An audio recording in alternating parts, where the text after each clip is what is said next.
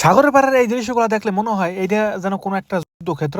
মানে কিছুক্ষণ আগে এই জায়গা বিশাল ভাঙচুর হয়ে গেছিল, কোনো একটা সমস্যা হয়ে গেছিল, এরপরে জায়গাগুলো খুব এলোমেলো হইয়া পড়ে রয়েছে রাখছে। দর্শক, ওই জায়গা বিশাল একটা মাঠ আছে, মাঠের উপরে 16 গুলালান কি কি জানি আছে, মানে পোলাপানি উঠে ঘোরে, তারপর উপরে উঠে পরে পরে বাঁচাও বাঁচাও, কি কোথায় আছো, বাঁচাও বাঁচাও, মানে টাহার দিয়ে খরচ করে, মানে নিজের টাকা খরচ করে হ্যাঁ আবার উপরে উঠে এরকম লাফালাফি চিল্লি করে। আমি আসলে সাইকেল বই যেহেতু ভিডিও করি, খুব বেশি সুন্দর করে ভিডিওটা করতে পারিনি, তাইলে আসলে আমার মনোযোগটা হারাই যাইতে পারে, বা অন্য গাড়ির পিছনে যাই আমি কিন্তু হালকা করে কোলাকুলি করতে পারি বা লাগাই দিতে পারি, এই কারণে আমি আসলে খুব সুন্দরভাবে ভিডিও করতে পারিনি।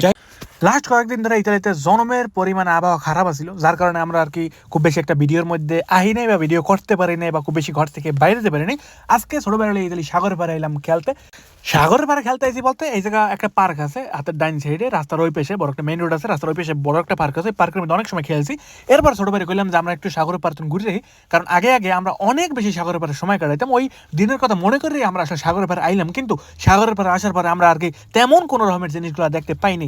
এই যে বড় একটা মাঠ দেখতে পাইতে আছেন, মাঠের মধ্যে কিন্তু সমস্ত রকমের জিনিস এখন পর্যন্ত আছে। যদি কোনো মানুষ খেলতে চান, যদি কোনো মানুষের খেলার ইচ্ছা হয়, তাহলে কিন্তু ভিতরে যাইয়া খেলতে পারেন, কোনো রকমের টাকা পয়সা পরিশোধ করতে হবে না। কিন্তু গরমের দিনগুলোতে যদি খেলতে চান, তাহলে কিন্তু ভাড়া দেওয়া লাগবে, আর নয়তো ওদের হোটেলে খাওয়া লাগবে, ওই সময়টা আপনি খেলতে পারবেন। যেমন ওদের বার থেকে বিভিন্ন রকমের পানি, খাবার দাবার, কেক, বিস্কুট এইগুলো লইয়া যাইয়া এই খেলার মাঠ আছে, মাঠের পাশে ভাইয়া খেলবেন আর খাইবেন। কারণ ইউরোপের দেশের মানুষগুলো এরকম, ওরা সুইমিং এর মধ্যে ভাইয়া খায়, সাঁতার কাটতে কাটতে খায়, বালির মধ্যে ভাইয়া খায়, খেলতে খেলতে খায়, হাঁটতে হাঁটতে খায়, ওদের মতো করে ওরা খায়। যদি ওই দিনগুলোতে যদি খেলতে চান, তাহলে কিছু সময়ের লেগে আর কি টাকা পয়সা পরিশোধ করা লাগে, আর নয়তো ওদের যে নিয়মগুলো আছে নিয়ম মান্য আর কি খেলা লাগে। এই গরমের দিনগুলোতে এগুলো একদম ফ্রি করে দেয় না, কারণ গরমের দিন হচ্ছে এটা একটা ব্যবসায়ের একটা জায়গা, যে জায়গাগুলোতে কোটি কোটি কোটি কোটি টাকা এইসব জায়গা থেকে ওরা প্রতিদিন ইনকাম করে থাকে। সো সব জিনিস যদি ফাও করে দেয়, তাহলে তো আর মানুষ ইনকাম করতে পারবে না। এখন যেমন এই খেলনাগুলো পড়ে রয়েছে, বা এই যে একটা টেবিল দেখতে পাচ্ছেন, টেবিলগুলো পড়ে রয়েছে, চাইলে একজন মানুষ টুকটাক সময় খেলতে পারে বা 2-4 মিনিট খেলতে পারে, কোনো সমস্যা হয় না।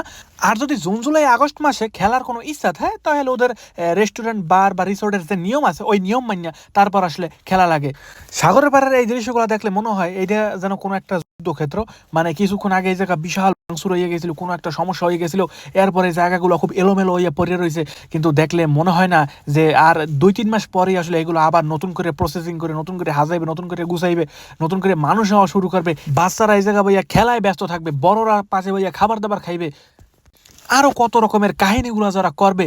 গরমের দিনগুলোতে আমি আসলে এবার খুব বেশি একটা ভিডিও করতে পারিনি, কারণ আমি একটু ডিউটি নিয়ে ব্যস্ত আছিলাম, এই কারণে আর কি খুবই কম সময় ভিডিও করছি, বা ভিডিওর মধ্যে আহিয়েই নিয়ে কইতে গেলে সবসময় একটা করে ভিডিও দিছি।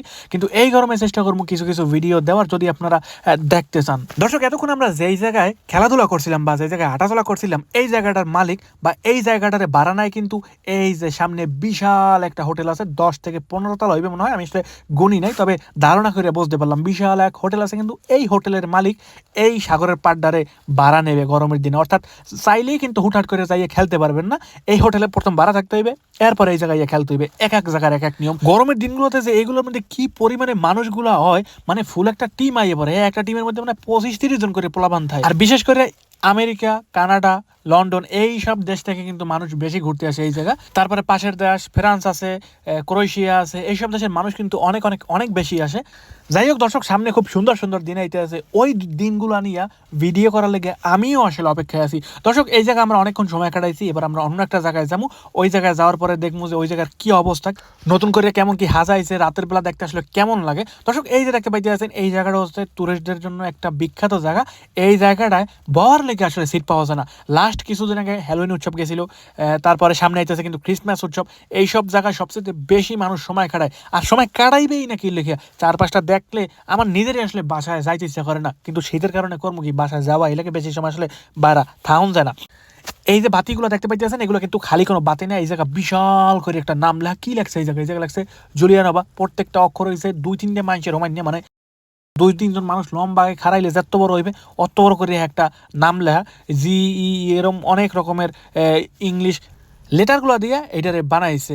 আর বাতির উপরে কিন্তু খুব সুন্দর একটা ডেকোরেশন করছে, আমার আসলে এই বাতির ডিজাইনটা খুব পছন্দের। তারপরে মানুষ বওয়ার লেগে যে সিটগুলো বানাইছে সিটের নিচেও কিন্তু সেরকম করে বাতি দিয়ে ডিজাইন করেছে। ডিজাইনটা আমার এত পছন্দের, নিয়াত করছি যদি কোনোদিন বাড়িঘর বানাইতে পারি তাইলে আসলে এরকম করে ডিজাইন করবো প্রত্যেকটা জায়গায়, কারণ এই ডেকোরেশনগুলো সবচেয়ে বেশি ভালো লাগে। এই জায়গাটাই আসলে অন্যরকম একটা জায়গা। কোনো মানুষ যদি আমাদের এই শহরে ঘুরতে হয় তাহলে অবশ্যই এই জায়গাটা নিয়ে ছবি তুলবে। এই যে লেখা আই লাভ জুলিয়ানোভা, এই জায়গাটা নিয়ে সর্বপ্রথম একটা ছবি তুলে ফেসবুকে আপডেট দেবে। যদি কখনো এই শহরে ঘুরতে আসেন অবশ্যই এই জায়গাটায় আইবেন, আইয়া এই জায়গা নিয়ে একটা ছবি তুলে ফেসবুকে আপলোড দিয়ে দেবেন।